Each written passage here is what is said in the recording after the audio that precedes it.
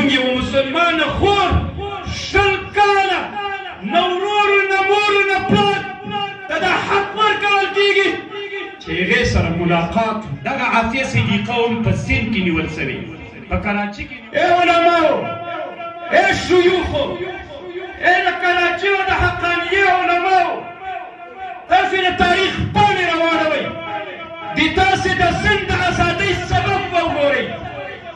کله چې محمد ابن قاسم سند فتح کړی، الله عز وجل سند ته اسلام راوړی.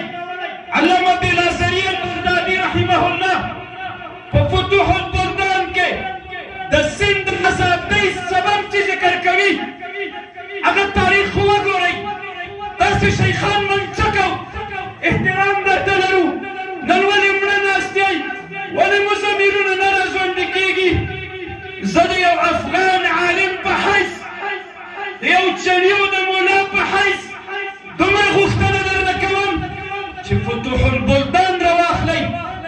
ولې د سند د ازادۍ او د فتح سبب حجاج دغه عافیه صدیقه هم په سند کې نیول سوې، په کراچي کې نیول سوې. تاسې به د مطبوعاتو کې اورئ چې دا د نن 100 کاله مخکې د کراچي نه ورکه سوه. دغه مسلمانه خورکۍ کله چې دغلته کشتۍ کې د دیبل چې کراچي ده، دلته په کشتۍ کې مسلمانانې ښځې سپرې وې. یوه ښځه چې دا د عربو یو قبیلې ته منسوبه وه، دغې ښځې حجاج ابن یوسف ته یو غږ وکړه چې کافرانو ونیوله.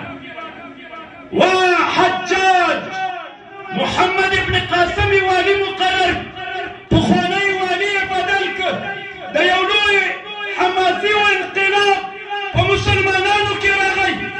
الله عز وجل سند فتح کړ. نن ولې مسلمانان ویدلي؟ زمونږ یو مسلمانه خور شل کاله نه ورور نه مور نه پلار ته دا حق ورکول کېږي چې هغې سره ملاقات.